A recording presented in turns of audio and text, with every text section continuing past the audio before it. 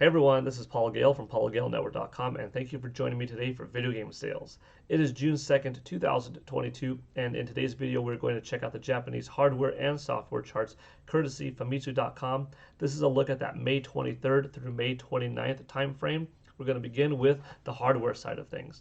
The best selling console of the week was the Nintendo Switch, which moved 60,877 units. This is down by about 4,000 from the previous week and by almost 11,000 from last year.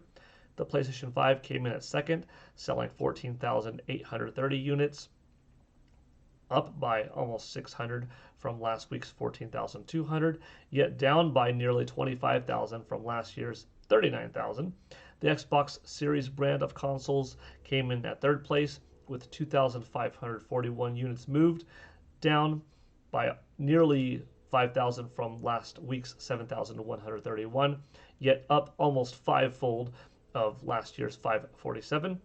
The Nintendo 3DS came in at fourth place, moving 164 units, down from last week's 256, down from last year's respective 425 for the week.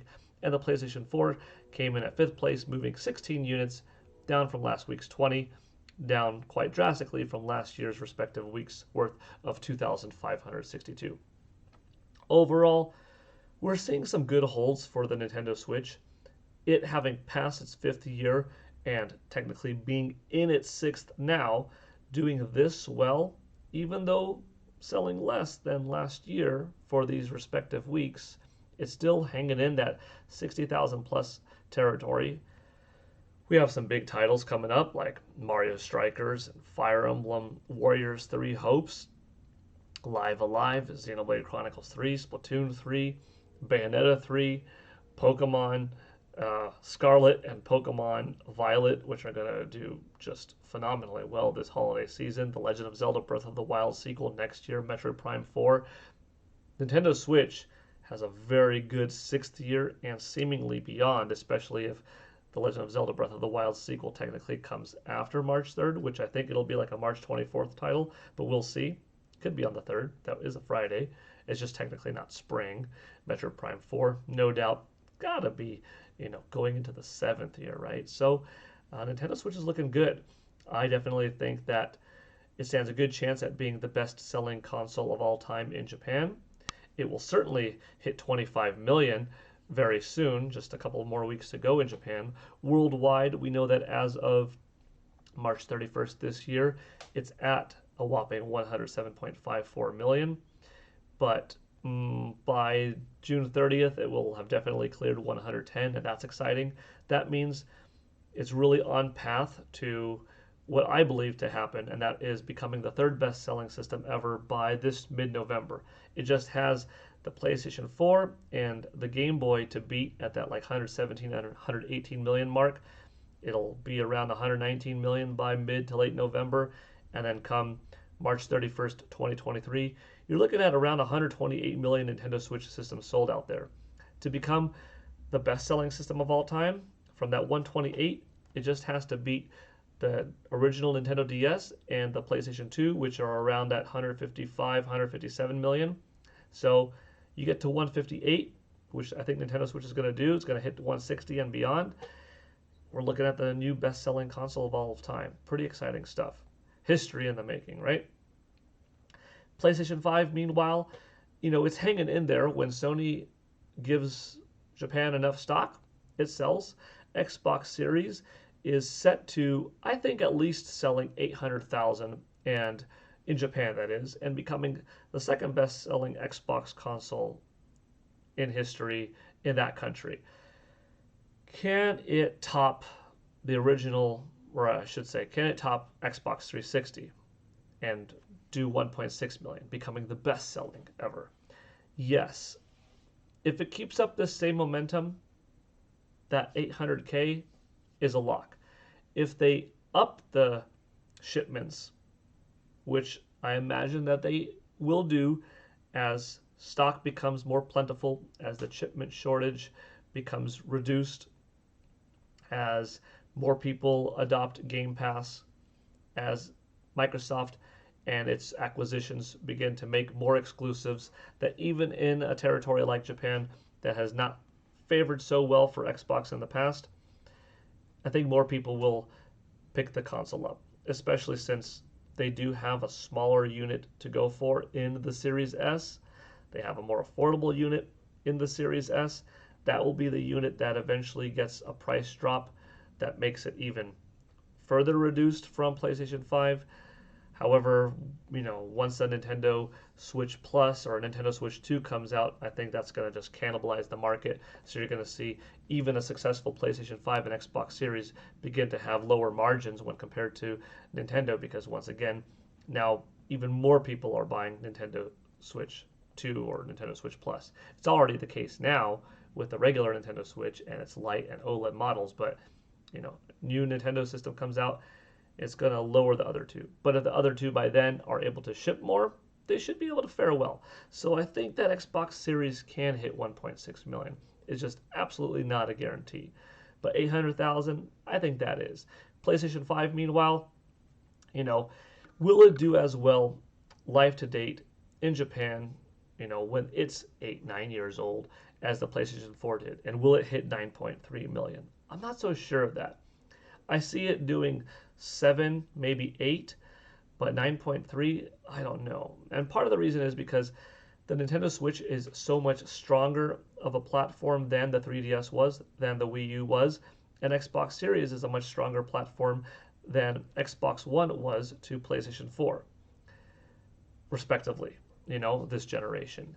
So that's why I'm not necessarily sold on PlayStation 5 even outselling PlayStation 4 lifetime worldwide, because they are dealing with a stronger Nintendo this gen and a stronger Xbox this gen. I do think that PS5 will still sell better than Xbox Series S and X worldwide, but not by as great of a percentage. Like, I don't think it's going to do beyond double, which was the case the last generation. You had a PS4 with 117 million worldwide, and the Xbox One at around 55 million. So that's over double. I don't think that's the case this time around. I still think PS5 is going to do better than it, but it's not going to be as crazy of a gap, Going down a little bit further into the breakdown, we had the PS5 disc version outsell the digital version by 13,495 to 1,335. The Xbox Series S outselling the Xbox Series X 1,654 to 887. And on the Nintendo Switch side of things, the OLED model doing 30,702 units, to the base doing 21,612, and the Lite doing 8,563. Pretty cool stuff. It's going to be interesting to see as we get into the months of June and July, which we have officially entered. How will Nintendo Switch hardware be impacted by these upcoming games? Because there's a lot of titles coming out. And by the time Splatoon 3 comes out, that's a little bit further away, but I think we've got some big weeks ahead of ourselves. Maybe a potential price drop. We've got the Mario Kart 8 DLC, and it's going to be a pretty good year for all three companies, I think, as pandemic is seemingly getting better, closer to over, hopefully healthier world. I think the chip shortages are going to last throughout 2023, but by 2024, perhaps midway in, things will get better. We'll see. On the software side of things, speaking of Mario Kart, whenever we see this DLC get added to the Nintendo Switch Online expansion pack members and just the general DLC pack that you could purchase, I think we're going to get these, bumps in Mario Kart 8 Deluxe typical sales. But first, let's check out the top 10 as is. The best-selling game of the week was Nintendo Switch Sports, which moved 32,321 copies. In second place was Kirby and the Forgotten Land, doing 12,720 copies. In third, Mario Kart 8 Deluxe, 9,938 copies. Number 4, a new release, Radiant Tale for Nintendo Switch, which did 7,311 copies. In fifth, Minecraft on Nintendo Switch, which sold 7,262 copies. In sixth place, eBaseball, Powerful Pro Baseball for Nintendo Switch, moving 5,693 copies.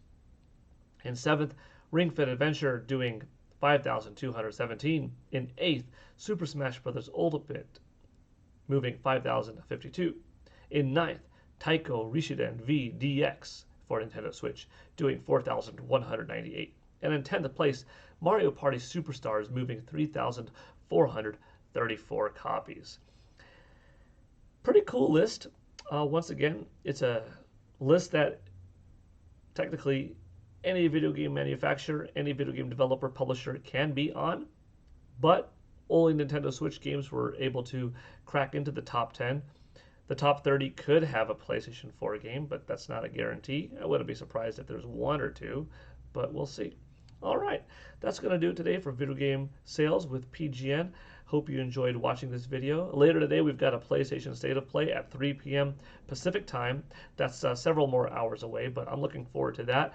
I'm really hoping on that one that we get Street Fighter 6 and Final Fantasy 16. If we get those two, that would be awesome. If we only get one, I'm rooting for SF6. You know, that's one of my favorites. That's one of my most anticipated games I'm looking forward to. But yeah, I'll see you back then, hopefully. Thanks for watching. This is Paul Gale Network signing out, and have a good rest of the day. Maybe I'll see you later. Bye.